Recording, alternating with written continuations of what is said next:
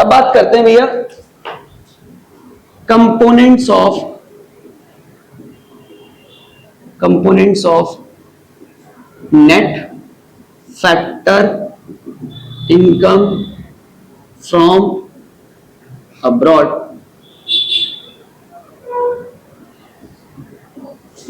NFIA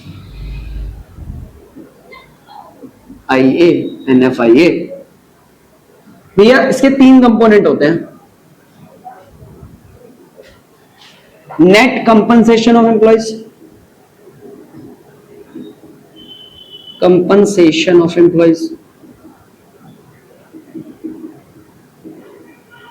अगला होता है हमारा नेट इनकम फ्रॉम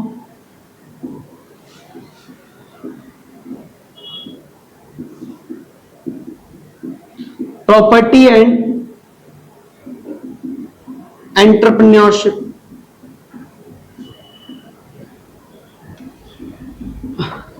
यहां पे net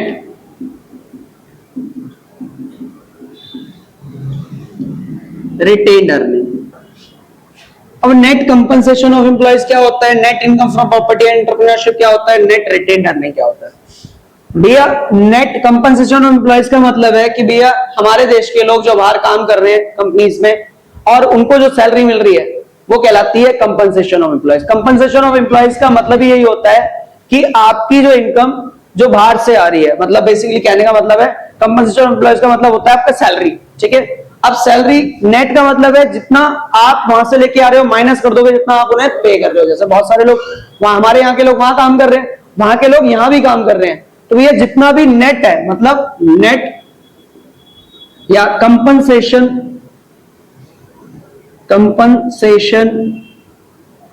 of employ from abroad में से माइनस कर दोगे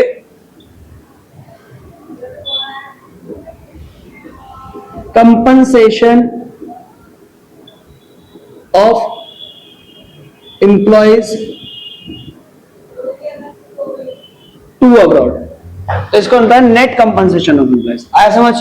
net income from property and entrepreneurship का मतलब क्या होता है कि अब बहुत सारे जो वेस्टर्न जो आपके बाहर के लोग हैं वहां से हमारे इंडिया के अंदर बहुत सारी प्रॉपर्टी खरीद रखी है, वहां से उनको क्या मिलती है, इनकम मिलती है, रेंट की इनकम। ऐसे ही बहुत सारे बाहर के लोगों ने हमारे यहाँ क्या अपने बिजनेसेस ओपन किए हुए हैं। ठीक है, अगर आप कनॉट प्लेस की तरफ जाओगे तो आपको दिल्ली के अंदर तो आपको बहुत सारे ऐसे फॉरेनर ओन कैफेज मिलेंगे जो फॉरेन ओन कर रहा है, मतलब वो फॉरेनर ने यहाँ पे खोल के रख दिए और वो वहां से इनकम कमा रहे हैं और यहाँ के लोग मैनेज कर रहे हैं, उसे पैसा वहां से आ रहा है, तो वहां का उसका क्या मिल रहा है, उन्हें रेंट मिल रहा है, या यहाँ प्रॉपर्टी लेके रख छोड़ दी है और वहां रेंट खा रहे हैं। ठीक है, ऐसे इंडिया भी कर रही है। इंडिया के बहुत सारे लोगों को हॉस्पिटैलिटी बिजनेसेस वेस्टर्न यूएसए में बहुत ज्यादा है, मतलब अपने होटल खोल रहे हैं अमेरिका में जाके, बहुत प्रीशियस। ठीक है, तो होटल इंडस्ट्रीज बहुत ग्रो कर रही है यूएसए के अंदर। तो भैया वहां से हम जितना भी पैसा कमा रहे हैं माइनस कर देंगे जितना भी हम पैसा यहां से दे रहे हैं, तो मतलब नेट तभी निकल जाएगा। नेट रिटेन्ड अर्निंग का मतलब होता है बेसिकली अब हमने जितनी भी कंपनीज हैं वो यहाँ पे जो इंडिया की है, जो लोगों ने पैसा लगा रखा है, हम एकदम से पैसा नहीं देते। जैसे फॉर एग्जांपल अगर कंपनी ने 100 रुपए प्रॉफिट कमाया, ठीक है, तो हम 100 का 100 प्रॉफिट नहीं बांटेंगे, हम कितना बांट देंगे, 50 रुपए प्रॉफिट बांट देंगे और 50 प्रॉफिट बचा के रख लेंगे अपनी कंपनीज के लिए। ऐसे ही अगर हमने किसी कंपनी में इन्वेस्ट किया बाहर की, जैसे माइक्रोसॉफ्ट में इन्वेस्ट किया, प्रॉफिट हो गया, तो हमें डिविडेंड एक साथ नहीं मिलेगा, प्रॉफिट एक साथ नहीं मिलेगा, तो थोड़ा सा प्रॉफिट बचा के रख लेंगे, लेकिन है तो हमारा ना, ऐसी उनका जो प्रॉफिट है वो बचा के रख लिया हमने, है तो उनका, तो हम वो प्रॉफिट को भी कैलकुलेट करते हैं, उसे बोलते हैं नेट रिटेन्ड अर्निंग। जब इन तीनों कंपोनेंट को प्लस कर देते हैं तो निकलता है हमारा net factor income from abroad. ठीक है, तो इतना सा कॉन्सेप्ट है, आपको क्या करना है, इसको अच्छे से लर्न कर लेना है। चलिए आगे बढ़ते हैं, अब बात करते हैं market price and factor cost की। चलिए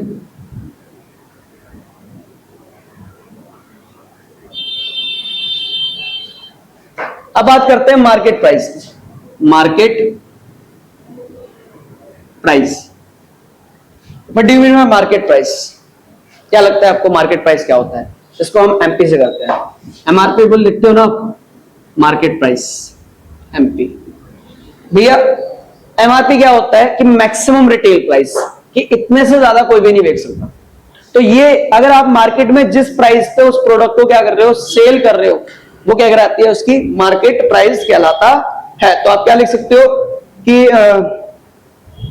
it refers to the price, it refer to the price at which product are sold out. आप देखोगे वो क्या कहलाएगा, उसका मार्केट प्राइस। एक होता है factor cost. Factor cost, factor cost का मतलब होता है उसको बनाने में क्या खर्चा आया आपको। तो भैया it refers to the cost of manufacturing of the product, cost of manufacturing of the product, कि प्रोडक्ट की मैन्युफैक्चरिंग कॉस्ट क्या है, वो उसका कहलाता है फैक्टर कॉस्ट बेसिकली। ठीक है, अब बात करते हैं भैया market price.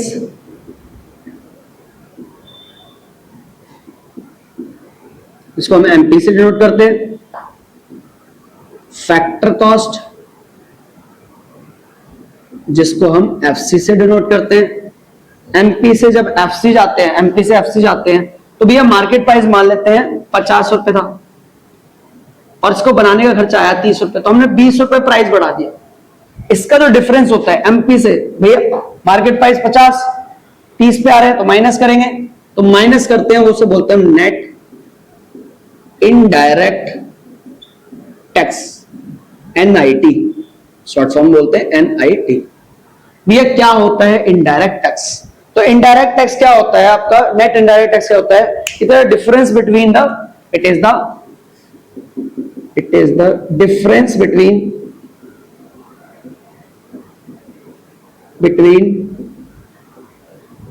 indirect tax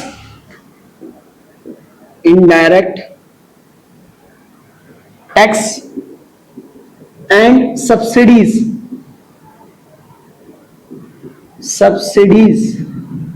indirect tax और सब्सिडीज के बीच का डिफरेंस। तो मतलब कैसे निकलता है indirect tax, net indirect tax, indirect tax minus subsidies, ऐसे निकलता है हमारा क्या, नेट इनडायरेक्ट टैक्स। कहने का मतलब एफसी से एमपी पे जाएंगे तो प्लस नेट इनडायरेक्ट टैक्स, कहने का मतलब ये। ठीक है, एनआईटी। तो ये आपका, अब इनडायरेक्ट टैक्स क्या होता है ये आपको बताइए। It is the tax which imposed on the goods and services, जो किस पे इंपोज किया जाता है, गुड्स एंड सर्विसेज पे, इनडायरेक्ट टैक्स। सब्सिडीज क्या होती है, this is the relaxation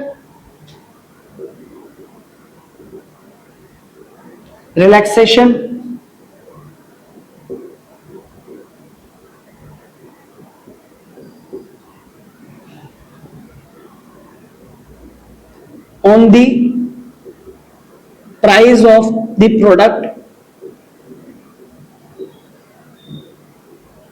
relaxation, concession, this is the concession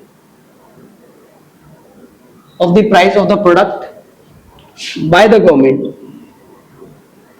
तो ये आपका नेट इनडायरेक्ट टैक्स कहलाता है। अब हमने तीन चीजें पढ़ ली, ठीक है, तो इस कॉन्सेप्ट को कंप्लीट हो गया। अब चैप्टर लगभग खत्म होने आ गया ये वाला, ठीक है। चलिए स्टार्ट करते हैं। अब बात करते हैं, हमने तीन कॉन्सेप्ट पढ़ लिए, अगर आपको याद हो। एक होता है ग्रॉस इन्वेस्टमेंट, जिसको हम जी से डिनोट करते हैं। एक होती है नेट इन्वेस्टमेंट, जिसको हम एन से डिनोट करते हैं। भैया जी से अगर एन जाते हैं तो हमने पढ़ा था क्या बोलते हैं इसको, माइनस डेप्रिसिएशन। एन से जी जाते हैं प्लस क्या, डेप्रिसिएशन। एक होता है डोमेस्टिक इनकम,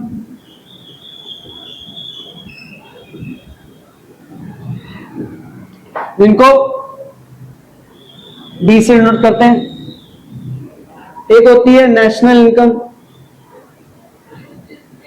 जिसको हम एन से डिनोट करते हैं। भैया डी से एन गए थे तो प्लस एन एफ आई है, और एन से डी जाएंगे तो माइनस एन एफ आई है। ठीक है। एक होता है मार्केट प्राइस, जिसको हम एमपी से डिनोट किया। एक होता है फैक्टर कॉस्ट, जिसको हमने एफसी से डिनोट किया। एमपी से एफसी जाएंगे, minus net indirect tax. FC से एमपी जाएंगे, प्लस नेट इनडायरेक्ट टैक्स। अब एक वर्ड आता है जिसको बच्चे बहुत ज्यादा डरते हैं, जीडीपी। समझ ही नहीं आता उनको, भाई ग्रेजुएशन में आ गए हैं लेकिन जीडीपी का मतलब रियलिटी में पता ही नहीं है होता क्या है। इसे बोलते हैं gross domestic product, gross domestic product. ठीक है भैया, अब देखो इससे उठाया गया ये, ग्रॉस से क्या उठा लिया, ग्रॉस, डी से क्या उठा लिया, डोमेस्टिक, और पी प्रोडक्ट, और ये हमेशा निकलता है मार्केट प्राइस पे, ध्यान रखना, एट मार्केट प्राइस। तो इसी को बोलते हैं कि भैया पूरे साल के अंदर जितने भी गुड्स एंड सर्विस बने, अगर मैं उसकी ग्रॉस वैल्यू निकाल लूं, मतलब उसकी आपकी ग्रॉस वैल्यू अगर कैलकुलेट कर लूं, तो उतना जो उसका प्राइस है, ग्रॉस का मतलब है जो प्राइस में, अगर वो वैल्यू कैलकुलेट कर लूं और देश में पता लग जाएगा कि कितना देश में इनकम हुआ है, उसे बोलते हैं हम जीडीपी। कहने का मतलब ये है। अब भैया इसकी डेफिनेशन लिखें, भैया जीडीपी एट, अब इसी के कॉम्बिनेशन बनाने हैं। देखो जीडीपी, जीडीपी प्रोडक्ट तो सेम है, एट मार्केट प्राइस।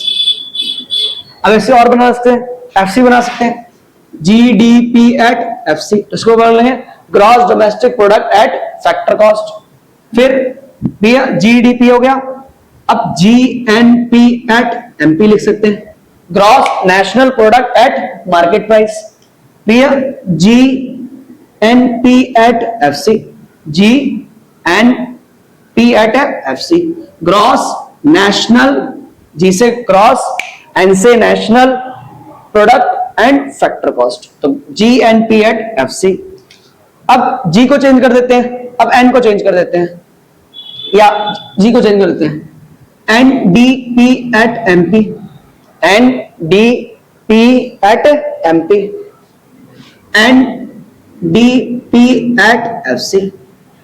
अब ये चेंज कर दिया हमने, तो कितने कॉम्बिनेशन में, अगर आप इसको लगाओगे, इसके अंदर 2 है, इसके अंदर 2 है, इसके अंदर 2 है, तो 2 2 4, 4 2 8, कितने कॉम्बिनेशन परमुटेशन कॉम्बिनेशन बनेंगे, 8 परमुटेशन कॉम्बिनेशन बनेंगे। तो हमने 1 2 3 4 5 6 ये तो बना लिए। अब बात करते हैं एनडीपी एफसी हो गया, ठीक है, एनडीपी एमपी हो गया, और क्या रह गया अब हमारा, GDP at MP, GDP at MP, GDP at MP, and GDP at FC हो गया, एनएनपी एट एफसी हो गया, एनडीपी एट एफसी हो गया, और जीएनपी एट एफसी नहीं हुआ ना, हाँ जीएनपी एट एफसी हो गया, भाई जीडीपी एट एमपी हो गया, GDP at MP, GDP at FC, GNP at MP, GNP at FC, और NNP at FC, NNP at MP, और एनएनपी एट एफसी। कितने कॉम्बिनेशन बन गए आप बना लो, 8 कॉम्बिनेशन परमुटेशन कॉम्बिनेशन बनते हैं। अब ये होता क्या, GDP at MP, GDP at FC, GDP at MP, तो इसको समझेंगे। भैया डी का मतलब होता है डोमेस्टिक, ठीक है, और एमपी का मतलब होता है ग्रॉस वैल्यू। तो ग्रॉस वैल्यू जब कैलकुलेट करते हो पूरे देश के अंदर जितना भी सामान बना है, उसको बोलते हैं हम जीडीपी एट एमपी, ठीक है। अगर इसकी डेफिनेशन लिखने के लिए हो तो मैं बता देना आपको, आप कमेंट कर देना, इसकी डेफिनेशन भी लिखवाइए भैया, ठीक है, वो मैं लिख दूंगा। अभी आप यही समझ लीजिए, क्योंकि इसका ज्यादा कोई यूज और है नहीं, ठीक है, एग्जाम में आपके क्वेश्चन आता नहीं है, लेकिन आपको लगे तो आप मुझे कमेंट करिए, ठीक है। तो ये हमारा था चैप्टर नंबर 3, ठीक है। इसी के अंदर जो है आपका कंप्लीट होता है पूरा चैप्टर। इसमें कोई भी दिक्कत है आपको, आप कमेंट कीजिए, इससे मुझे भी पता लग सके कि आपको क्या प्रॉब्लम आ रही है, ठीक है।